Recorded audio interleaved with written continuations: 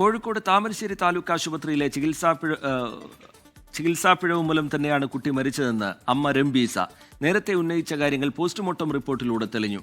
അന്ന് കുട്ടിയെ ചികിത്സിച്ച ഡോക്ടർമാർക്കെതിരെ നടപടി വേണമെന്നും അമ്മ രംബീസ ആവശ്യപ്പെട്ടു. ഒന്നും ഇതിനില്ല എന്നാണ്.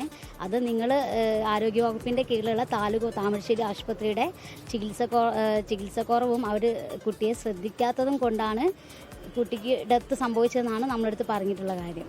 അപ്പോൾ അതിപ്പോൾ അവിടെ തെളിയിക്കപ്പെട്ടുകൊണ്ടിരിക്കുകയാണ്. അപ്പം നമ്മുടെ കുട്ടിയുടെ ഡെത്ത് അവരുടെ ഒരു അശ്രദ്ധ മൂലമാണ് കുട്ടി ഡെത്തായതെന്നുള്ളത്.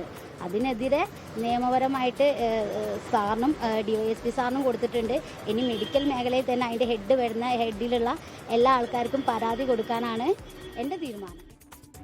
ചികിത്സാ പിഴവ് ഉണ്ടായിട്ടില്ലെന്നും ന്യൂമോണിയയുടെ ലക്ഷണങ്ങൾ കുട്ടിക്കുണ്ടായിരുന്നില്ല എന്നും താമരശ്ശേരി താലൂക്ക് ആശുപത്രി സൂപ്രണ്ട് ഗോപാലകൃഷ്ണൻ വ്യക്തമാക്കി.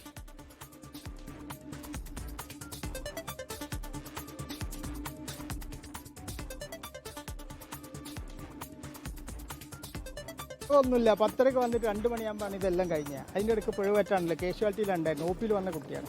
നമ്മളെ പ്രത്യേകിച്ചായിട്ടൊന്നും മെഡിക്കൽ കോളേജിലേക്ക് കൊണ്ടുപോകാൻ വേണ്ടി വൈകി എന്ന് പറയുന്നുണ്ടല്ലോ. ഇല്ല, 2 മണിക്കുള്ള അരമണിക്കൂർ ആംബുലൻസിനെ വെയിറ്റ് ചെയ്യാനാണ് വേറൊരു ഡിലേ ഉണ്ടായിട്ട്. ഞാൻ നിങ്ങോട്ട് പോയിക്കോട്ടെ. അപ്പോൾ അതിൽ കാര്യമായിട്ടൊന്നുമില്ല. പിന്നെ ഇപ്പോൾ 2 ഡയഗ്നോസ് ഫോറൻസിക് എന്നുള്ളതും മറ്റതും മെഡിക്കൽ കോളേജിൽ തന്നെ റിപ്പോർട്ടിൽ ഇതാണ്. അത് അവരാണ് ക്ലാരിഫൈ ചെയ്യേണ്ടത്. മെഡിക്കൽ ബോർഡ് കൂട്ടിയിട്ട് അവർ ക്ലാരിഫൈ ചെയ്തേ. എനിക്കതിലൊന്നും പറയാനില്ല.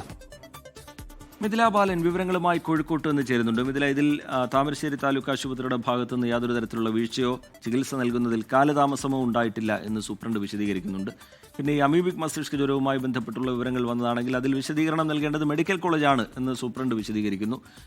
കുടുംബം തുടർ നടപടി എന്നുള്ള നിലയിൽ നിയമ നടപടിയുമായി മുന്നോട്ടു പോകുന്നതിൽ സ്വീകരിക്കാൻ പോകുന്ന നിലപാട് എങ്ങനെയാണ് മിഥില?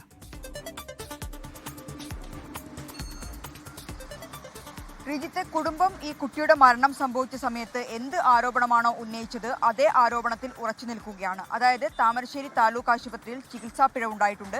കൃത്യമായ ചികിത്സ ഈ കുട്ടിക്ക് ലഭിച്ചില്ല. കാരണം രാവിലെ കുട്ടി അവിടെ എത്തുന്നു, 10:15 എത്തുന്നു.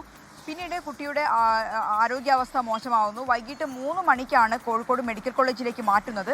കോഴിക്കോട് മെഡിക്കൽ കോളേജിൽ എത്തുന്നതിന് മുൻപേ തന്നെ ഈ കുട്ടിയുടെ മരണം സംഭവിക്കുന്നു. കൃത്യമായ ഒരു ശ്രദ്ധ കുട്ടിയുടെ കാര്യത്തിൽ ഉണ്ടായിട്ടില്ല എന്നായിരുന്നു കുടുംബം ആദ്യം മുതൽ തന്നെ ഉന്നയിച്ച ഒരു ആരോപണം. ഇപ്പോൾ പോസ്റ്റ്മോർട്ടം റിപ്പോർട്ട് പുറത്തു വന്നപ്പോൾ പറയുന്നത് അമീബിക് മസ്തിഷ്ക ജ്വരമല്ല ഈ കുട്ടിയുടെ മരണകാരണമെന്നാണ്. അതുകൊണ്ട് തന്നെ കുട്ടിയുടെ അമ്മ പറയുന്ന ഒരു കാര്യം എന്നത് തങ്ങൾ ആദ്യഘട്ടം മുതൽ ഉന്നയിച്ച ആരോപണം എന്താണോ അതുതന്നെയാണ് ഇപ്പോൾ പോസ്റ്റ്മോർട്ടത്തിലൂടെ തെളിഞ്ഞിട്ടുള്ളത്.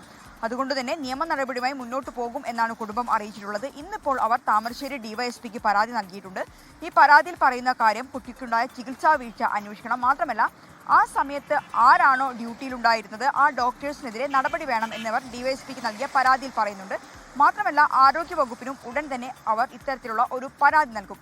അതേസമയം തന്നെ മറുഭാഗത്ത് നോക്കുകയാണെങ്കിൽ താമരശ്ശേരി താലൂക്ക് ആശുപത്രി സൂപ്രണ്ടിൻ്റെ വിശദീകരണവും ഇന്ന് വന്നിട്ടുണ്ട്. സൂപ്രണ്ട് പറയുന്ന ഒരു കാര്യം എന്നത് കൃത്യമായ ചികിത്സ നൽകിയിട്ടുണ്ട്. ഒരു തരത്തിലും കോഴിക്കോട് മെഡിക്കൽ കോളേജ് ആശുപത്രിയിലേക്ക് ഈ കുട്ടിയെ മാറ്റുന്നതിൽ കാലതാമസം ഉണ്ടായിട്ടില്ല. ചികിത്സാ പിഴവ് അല്ലെങ്കിൽ ഇത്തരത്തിലുള്ള ഇവർ പറയുന്ന തരത്തിലുള്ള ഒരു ആരോപണം ശരിയല്ല. ചികിത്സാ പിഴവ് അവിടെ ഉണ്ടായിട്ടില്ല എന്ന് പറയുന്നു.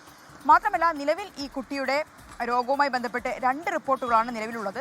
ഒന്ന് കോഴിക്കോട് മെഡിക്കൽ കോളേജിലെ മൈക്രോബയോളജി നടത്തിയ റിപ്പോർട്ട്. ആ മൈക്രോബയോളജി റിപ്പോർട്ടിൽ അമീബയുടെ ഒരു സാന്നിധ്യം ഉണ്ട് എന്ന് കണ്ടെത്തിയതാണ്. മാത്രമല്ല പോസ്റ്റ്മോർട്ടം റിപ്പോർട്ടിൽ പറയുന്നത് ഇത്തരത്തിലുള്ള മരണകാരണം അമീബിക് മസ്തിഷ്ക ജ്വരമല്ല എന്ന് പറയുന്നു.